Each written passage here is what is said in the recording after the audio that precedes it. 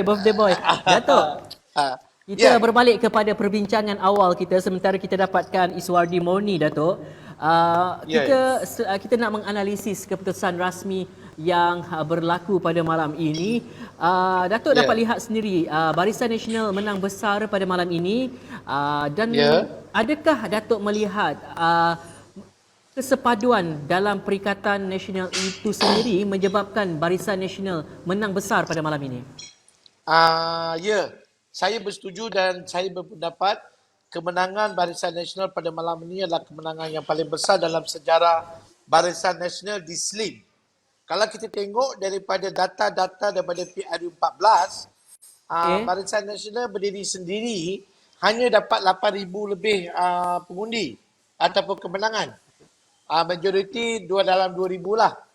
Tapi dengan PRU hari ini, gabungan antara UMNO dan PAS membuahkan majoriti itu lebih tinggi atas faktor PAS berada bersama UMNO. Itu punca dia sebenarnya, Datuk.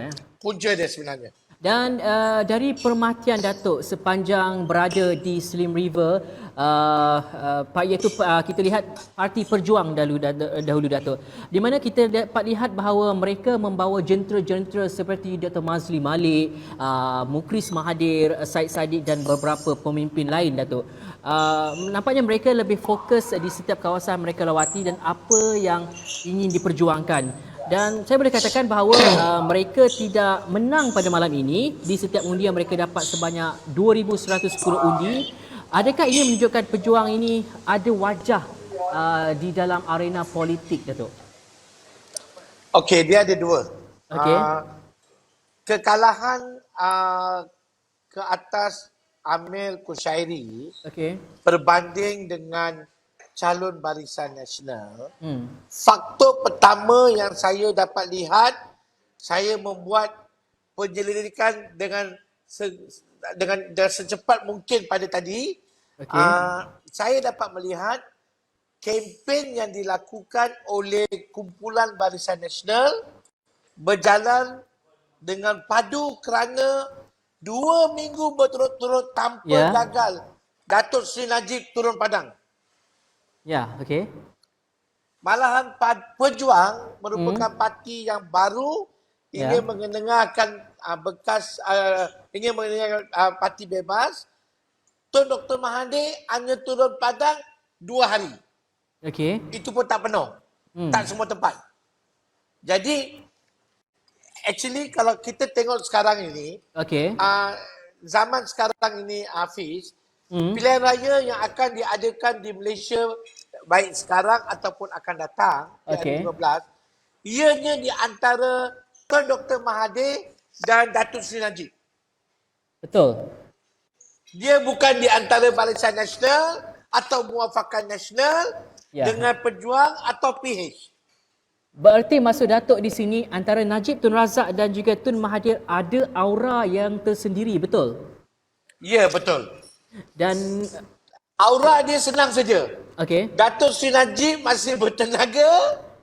Dia boleh turun pagi sampai malam. Datuk Tun tak dapat. Sebab faktor usia. Dan dia tidak ada jentera yang solid seperti PRU14. Dan kita lihat, Datuk, di mana bebas dipertandingkan, dipertaruhkan di kerusi ini. Kita keluarkan dulu daripada minda kita bahawa kerusi ini bukan kerusi dari Pakatan Harapan. Kita berfikir bahawa sekarang ini jika diletakkan kerusi Pakatan Harapan, kita mungkin daripada PKR dekat situ ataupun mungkin daripada parti-parti komponen Pakatan Harapan di situ, Datuk. Adakah keputusan malam ini akan berbeza? Jika kita letakkan PKR, adakah PKR boleh menandingi Barisan Nasional jika diletakkan di kerusi ini, Datuk? InsyaAllah boleh. Sebab jentera PKR dah mature. Maknanya jentera Perjuang tak mature. Walaupun Fiz kena ingat, rakyat kena ingat, penyokong Barisan Nasional kena ingat, Okey. dia tidak boleh, penyokong Barisan Nasional tak boleh bangga atas kejayaan hari ini. Sebab Okey. jentera Barisan Nasional dah mecut. Okey. Dah mecut selama 63 tahun. Okey? Ia mengambil masa hampir 20 lebih tahun untuk PKR berada di mana mereka berada ini hari. Okey. Sedangkan pejuang baru beberapa hari. Betul. Jadi dari sudut itu tak ada satu parti boleh menandingi Barisan Nasional kecuali Pakatan Harapan atau itu pun kena ada PKR. Okey, itu jawapan yang ringkas daripada Datuk. Terima kasih untuk anda yang berada di sedang menyaksikan kami. Datuk, mungkin kita akan bersama dengan Datuk sekejap lagi. Kita nak switch to Iswardi Morni, Datuk, untuk kita bertanya. Kirim salam Iswadi. Okey, baiklah, boleh Datuk. Kita akan switchkan kepada Iswardi Morni. Kita akan dapatkan. Terima kasih Datuk kerana bersama dengan kami pada malam ini untuk kita menganalisis pilihan raya kecil, keputusan pilihan raya kecil pada malam ini.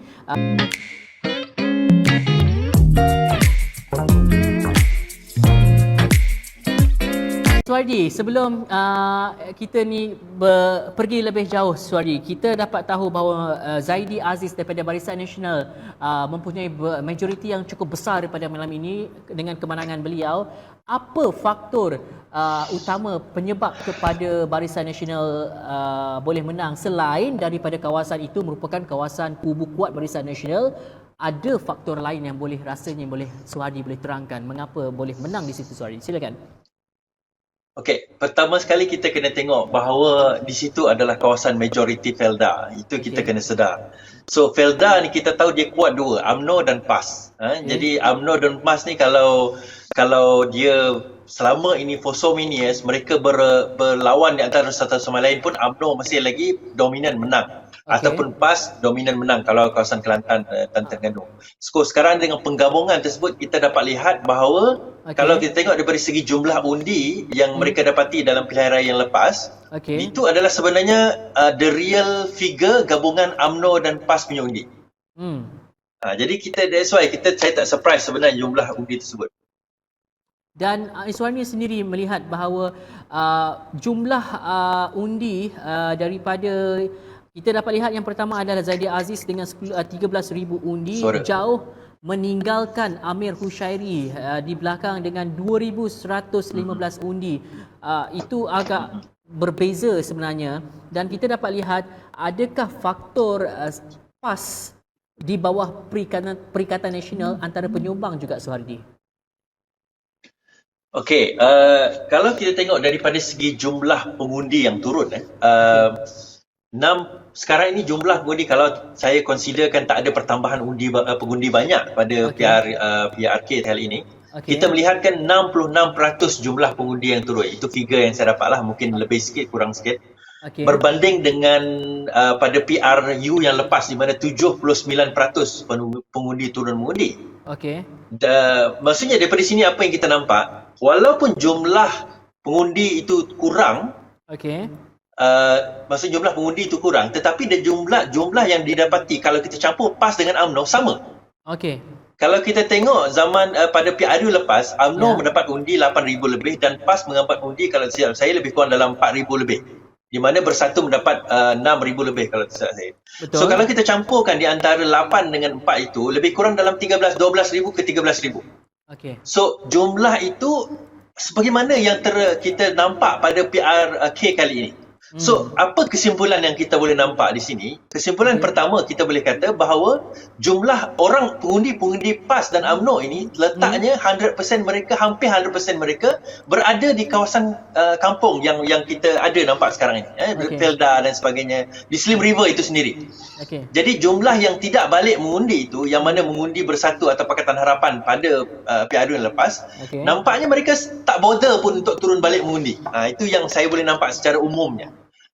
Ada yang mengatakan bahawa kalau kita tengok daripada segi ini kita nampak bahawa UMNO telah menang besar dan sebagainya. Bagi saya bukan masalah UMNO menang besar.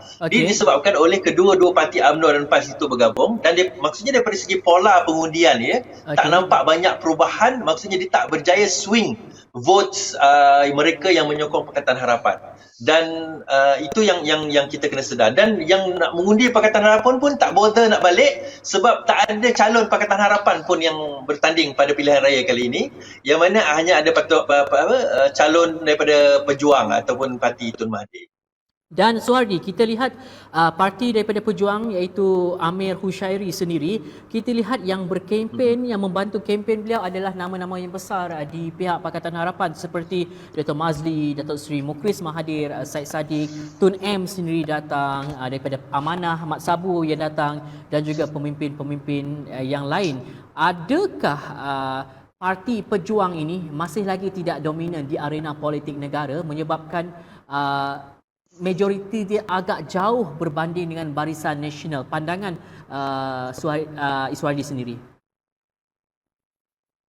Okey, satu perkara yang kita kena jelas, yang turun membantu berkempen, maksudnya mereka membantu berceramah dalam kempen. Bukannya membantu untuk turun berkempen, dan tidak ada usaha untuk jentera bawahan daripada Pakatan Harapan, terutama Parti Keadilan ataupun dari dari Amanah. Itu Amanah ada, tapi daripada Parti Keadilan yang turun on the ground secara maksudnya rasminya membantu dalam pilihan raya ini. Bagi saya itu memberi satu impak yang besar kepada Pejuang, memberi satu signal yang besar kepada Pejuang bahawa mereka sebenarnya tak boleh pergi sendiri dan tak boleh rasa bangga dengan pergi sendiri. Sebab kita kena faham, ini bukan kemenangan Barisan Nasional, ini sebenarnya kekalahan Pejuang. Ini dia beza. Ini bukan kemenangan Barisan Nasional sebab kita tahu itu incumbent seat, mereka dah menang sebelum ini. Tetapi ini menunjukkan kekalahan Pejuang, nak memberitahu Pejuang bahawa you can never go alone. Anda tidak ada kekuatan sendiri. Itu je. Itu kita nak bagi tahu signal yang kita nak hantar bahawa tanpa jentera yang kita ada, anda tidak boleh pergi sendiri. Itu yang menarik untuk kita lihat, dan keputusan ini menunjukkan apa yang kami kata itu benar. Bahawa undi yang didapati oleh Bersatu dalam pilihan raya lepas daripada penyokong-penyokong Pakatan Harapan tidak ditranslatekan dalam bentuk undi. Mereka tak turun pun untuk mengundi dan tidak memilih pun calon yang ada iaitu calon Pejuang. Malah kalau kita tengok di kawasan yang majoriti India, kalau tidak silap saya di bukan Terolak, ada satu kawasan tu saya tak ingat, satu daerah mengundi itu di mana majoriti 80% mengundi Barisan Nasional, UMNO.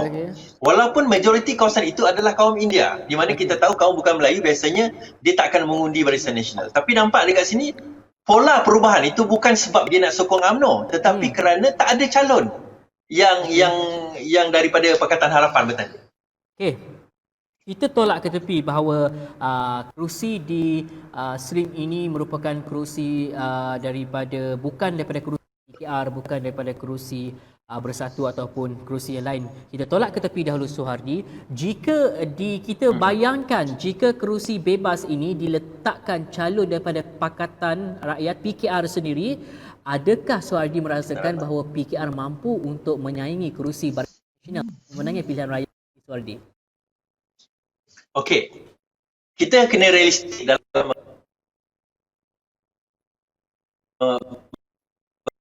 berbicara.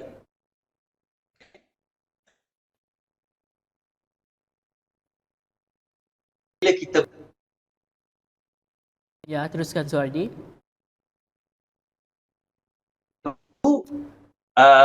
Kita rasa bahawa dalam keputusan PRU yang lepas pun, kalau sekiranya digabungkan PAS result keputusan PAS dengan keputusan masa itu Bersatu, walaupun kita boleh menang, tetapi benda itu agak sukar disebabkan kawasan-kawasan itu adalah kawasan Felda, dan kita tahu predominantly kawasan Felda ini kuatnya adalah UMNO dan juga PAS, di mana kalau mereka even tidak bergabung pun UMNO adalah predominan.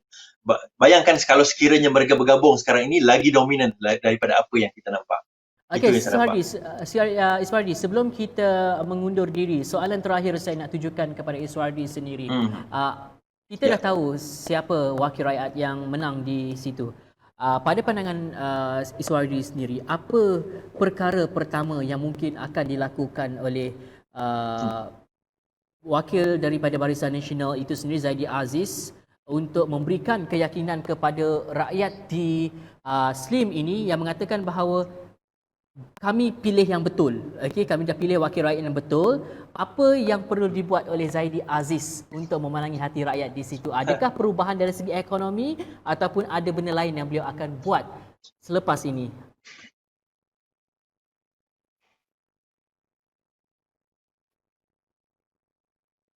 Teruskan Iswardi. Okey, sorry.